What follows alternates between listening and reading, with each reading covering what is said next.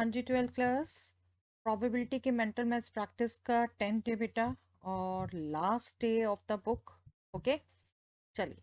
First question, assume that each born child is equally likely to be a boy or a girl.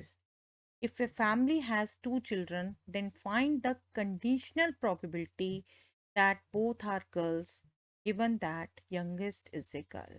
Practice कर चुके हैं बेटा हम ऐसे क्वेश्चंस की, बताइए फास्ट।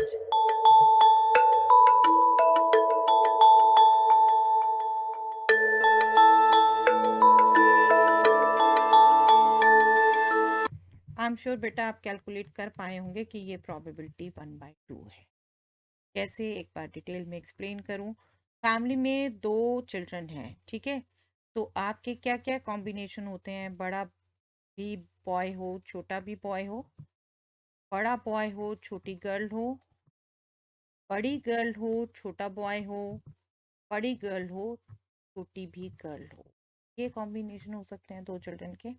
अब आपसे कंडीशनल प्रोबेबिलिटी किसकी पूछी है? Both are girls given that youngest is a girl. Youngest girl के फेवर में दो केसेस बेटा, और इनमें से favourable cases both are girls एक। यंगेस्ट गर्ल हो तब आपने प्रोबेबिलिटी बतानी है दोनों गर्ल्स हो, तो सैंपल स्पेस यंगेस्ट गर्ल वाला हो गया, तो टू केसेस सैंपल केसेस, और both are girls one favourable cases 1/2। Okay, conditional probability की अंडरस्टैंडिंग यूज करनी है। चलिए next question. P speaks truth in 70% of the cases and Q in 80% of the cases. In what percent of cases are they likely to agree in stating the same fact? P truth बोलता है 70% times, Q truth बोलता है 80% of times. क्या percent of cases होंगे कि दोनों एक दूसरे से एग्री करते हों? सिमिलर काइंड ऑफ क्वेश्चन हमने किया हुआ बेटा, करिए कोशिश।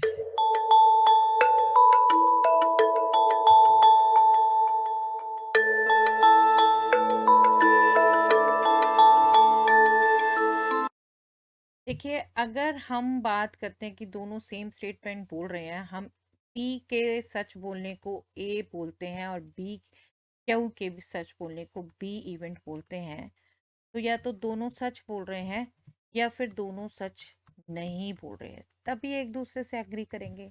तो एक तरीके से, और दोनों का सच और झूठ बोलना एक दूसरे से इंडिपेंडेंट है। तो आपके जो एक्चुअल प्रोबेबिलिटी पूछी है, probability A into probability B, ठीक है, और probability not A into probability not B, इनका सम पूछा है। दोनों सच बोल रहे हैं या दोनों झूठ बोल रहे हैं, ठीक है। तो ये क्या होगा, 70% केसेस में सच बोलते हैं, दैट मीन 70/100 प्रोबेबिलिटी। 80% केसेस में क्यू सच बोलता है, that means P B is 80/100। अब ये दोनों झूठ बोल रहे हैं, ए पी झूठ बोलता है 30% टाइम, 70% टाइम सच बोलता है, तो 30 टाइम झूठ बोलता है, 30/100। और क्यू झूठ बोलता है 20% टाइम, 80% सच बोलता है तो 20% झूठ बोलता है।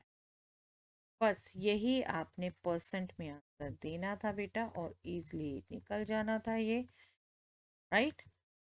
7 8 56 प्लस 6 3 2 6, 62/100, दैट मीन्स 62% टाइम्स ये दोनों एक दूसरे से एग्री करते हैं same fact.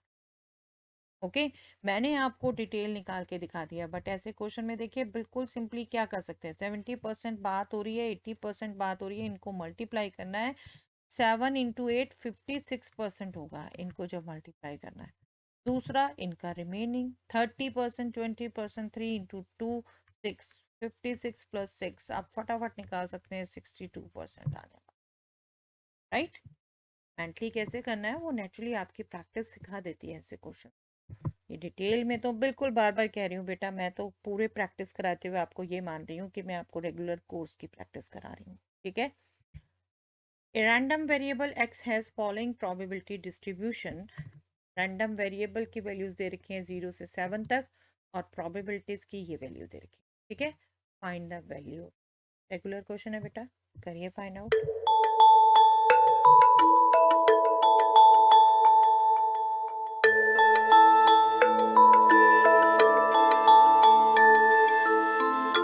I think similar kind of values हैं जैसे बुक में थी। चलिए फिर भी करते हैं इसको एक बार। आपने सिंपली क्या करना है, सम ऑफ द प्रोबेबिलिटीज इज 1 को यूज करना है। ये तो 0, के प्लस 2 के प्लस 3 के और यहाँ के लीनियर फैक्टर अगर आप सोचें 1 प्लस 2 3, 3 प्लस 2 5, 5 प्लस 3 8 प्लस 1 9, 9 के हो गया। अब के स्क्वायर 1 प्लस 2 3 प्लस 7 10 के स्क्वायर, दिस शुड बी 1। ये सिंपली आपकी क्वाड्रेटिक हो गई बेटा। 10 के स्क्वायर प्लस 9 के माइनस 1 इज इक्वल टू 0 और इसके आप फैक्टर करेंगे तो this will be plus 10 minus 1, that means 10 के माइनस 1 और के प्लस 1, राइट। यहाँ से के आएगा आपका एक 1/10 और एक के आएगा -1, जो कि पॉसिबल नहीं है। क्यों पॉसिबल नहीं है? अगर आपने के -1 ले लिया तो प्रोबेबिलिटी नेगेटिव हो जाएगी, है ना। इतनी प्रोबेबिलिटीज नेगेटिव हो जाएंगी जो कि नहीं होना चाहिए। तो के की वैल्यू 1/10, 1/10 ओके। चलिए next question. Two fair dice are tossed simultaneously. Find the conditional probability of getting two sixes given that at least one six has occurred. Conditional probability पूछिए बेटा और 2 डाइस रोल हो रही हैं। एक्टिविटी आप समझते हैं, विजुअलाइजेशन इसकी बार बार कराती हूँ आपको। विजुअलाइजेशन से करोगे क्विकली आंसर आ जाएगा आपका। करिए try.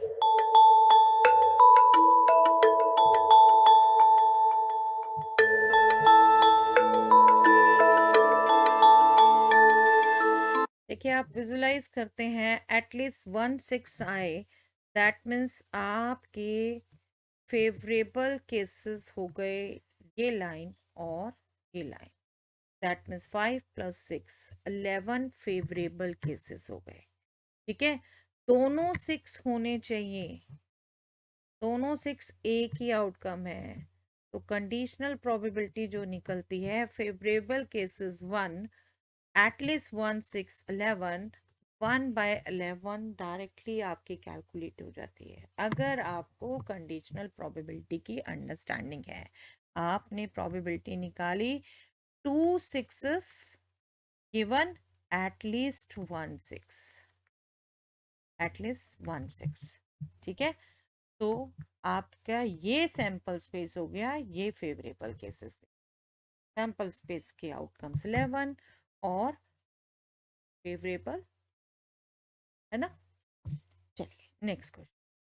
If A and B are two mutually exclusive events, then what is the relation between probability A and probability B? Yes, ये थोड़ा सा सोचेंगे बेटा आप। म्यूचुअली एक्सक्लूसिव दे रखा है, ठीक है, तो क्या रिलेशन होगा probability A and probability B? I will suggest कि थोड़ा सा विजुअलाइजेशन से सोचिए, सेट्स की टर्म में सोचिए, आप इजीली सोच पाएंगे बेटा। करिए ट्राई।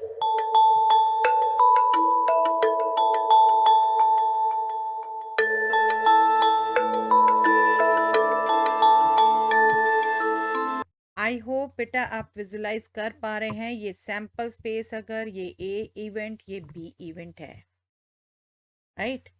आप अब इनकी टर्म्स में देखो, ए इवेंट की प्रोबेबिलिटी और बी इवेंट की प्रोबेबिलिटी को कंपेयर करने को कहा जा रहा है। नो डाउट देखिए म्यूचुअली एक्सक्लूसिव है तो बिल्कुल ए इंटरसेक्शन बी पाई है। और आप एडिशन थ्योरम सोचें एकदम, तो एडिशन थ्योरम में आपका ए यूनियन बी इन्वॉल्व हो जाता है बेटा। प्रोबेबिलिटी ए यूनियन बी हम इन्वॉल्व करना नहीं चाहेंगे, राइट। तो इसको ही थोड़ा सा ऑब्जर्व करिए बेटा गौर से। देखिए ये ए और ये कंप्लीट नॉट ए, है ना, और नॉट ए का पार्ट है बी। नॉट ए का एक छोटा सा पार्ट है B, that means probability of B definitely, मैं फिर से बोलूं, B पार्ट है नॉट ए का, ठीक है।